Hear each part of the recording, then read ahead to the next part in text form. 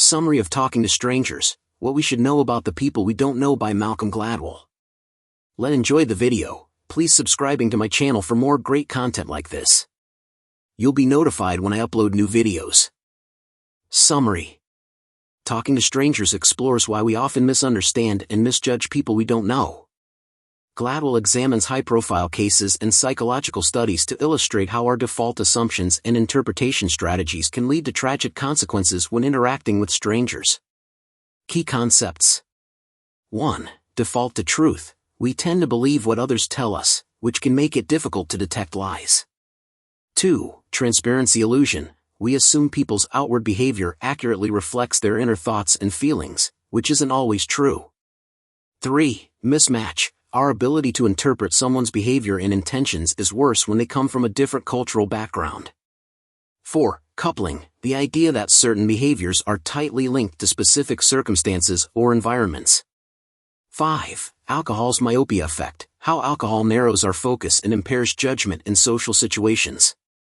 6. The perils of defaulting to truth. While generally beneficial for society, this tendency can have severe consequences in high-stakes situations. 7. The limitations of technology. Tools like interrogation techniques or AI for detecting deception are often less reliable than we think.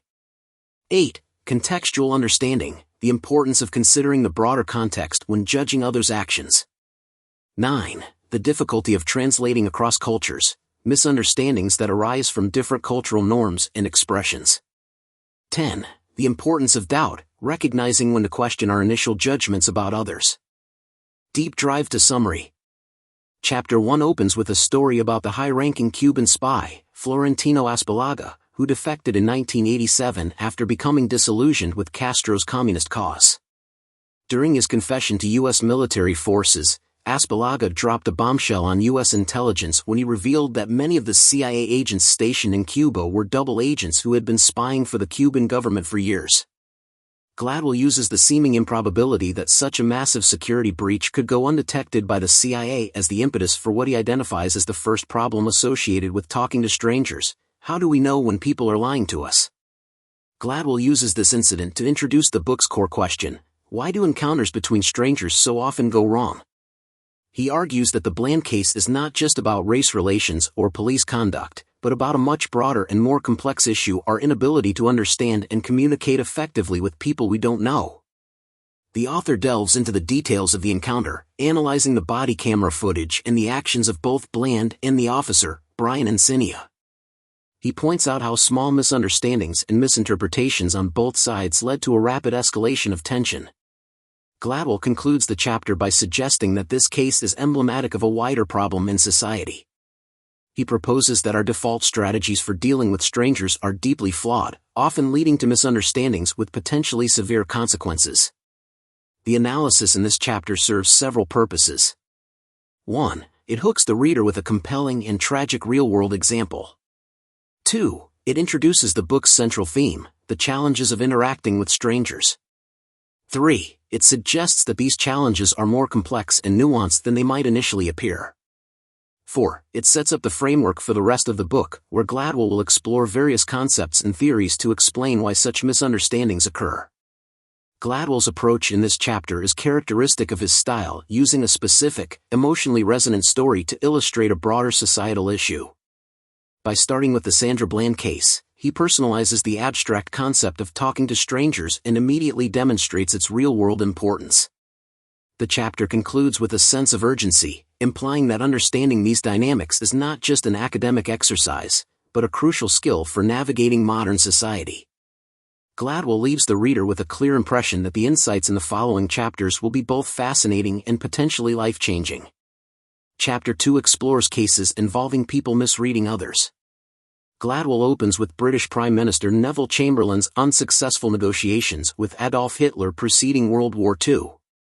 He also investigates the seemingly counterintuitive phenomenon that a computer algorithm could more accurately determine which defendants are least likely to commit a crime if released on bail than a human judge, who can see the defendants in person and, one would think, discern their character on a more personal level.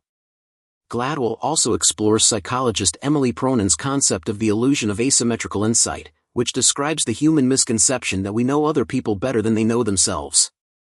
Chapter 3 returns to the subject of espionage with the story of Ana Belén Montes, whose colleagues at the Defense Intelligence Agency, DIA, knew her as the Queen of Cuba.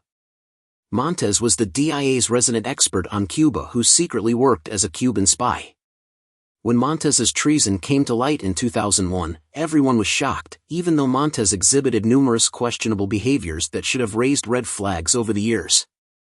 Gladwell draws on psychologist Tim Levine's work in deception detection studies, namely his truth default theory, TDT, to explain how Montes's spy activities could go undetected for so many years. According to TDT, humans have a default to truth, a bias toward believing that the person they're talking to is behaving honestly. Gladwell identifies this bias toward truth as the first problem that complicates our ability to make sense of strangers. Chapter 4 explores what happens when we try to combat our bias toward truth with extreme suspicion. Gladwell introduces the idea of the holy fool, an archetype whose position as a social outcast allows the fool to observe the world from a more suspicious vantage point and question the things the rest of society accepts without question.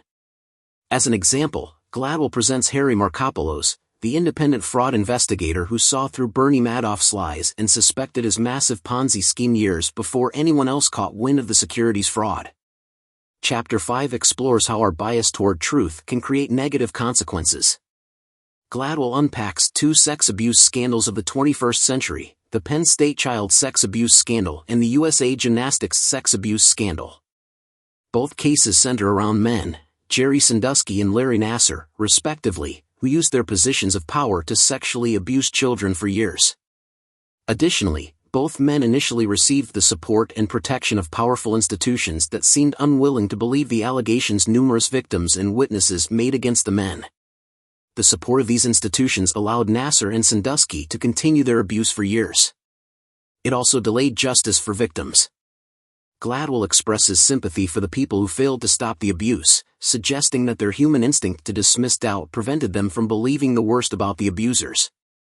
Chapter 6 focuses on what Gladwell identifies as the second major problem that negatively affects our interactions with strangers, the assumption of transparency.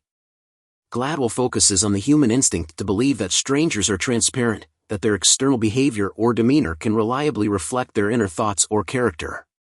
He argues that transparency is a myth created by the media we consume, using an episode of the TV show Friends as an example. Gladwell cites numerous psychological and sociological experiments to show how external behavior is often not the best gauge of internal feelings. Furthermore, our belief in transparency leads us to overestimate our ability to make sense of others. Chapter 7 explores the case of Amanda Knox, an American college student whose outwardly suspicious behavior led to her wrongful conviction for her roommate's murder while studying abroad in Italy. Gladwell views the Knox case as an example of the negative consequences of believing that people are transparent. He establishes Knox as an unmatched person, someone whose external behavior does not align with her inner feelings and fails to conform to society's expectations about how they ought to act. Chapter 8 focuses on the 2015 trial of Brock Turner, a Stanford University freshman who was convicted of sexually assaulting a woman known in court as Emily Doe at a fraternity party while both Turner and Doe were allegedly intoxicated.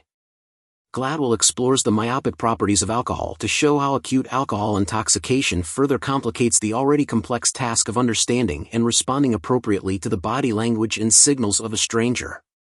Chapter 9 focuses on the CIA's interrogation of the al-Qaeda terrorist Khalid Sheikh Mohammed, KSM. In 2007, after years of subjecting KSM to sleep deprivation and waterboarding, James Mitchell and Bruce Jessen, two psychologists the CIA recruited to undertake the interrogation, compelled KSM to confess to many terrorism-related crimes. Alongside KSM's interrogation, Gladwell also explores psychologist Charles Morgan's research on the impact of trauma on memory. Morgan's research calls into question the veracity of KSM's confessions.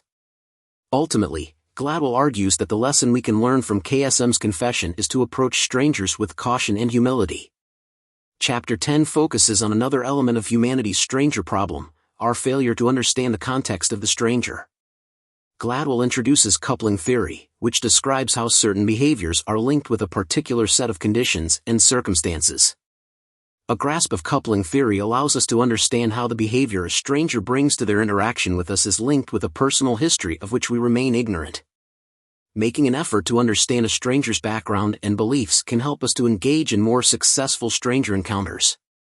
Gladwell explores these ideas through the life and death of Sylvia Plath and an analysis of statistics on suicide in the 20th century.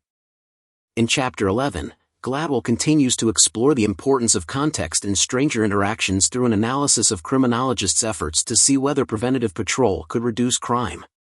Gladwell describes criminologist George Kelling's experiments with the Kansas City Police Department in the 1970s.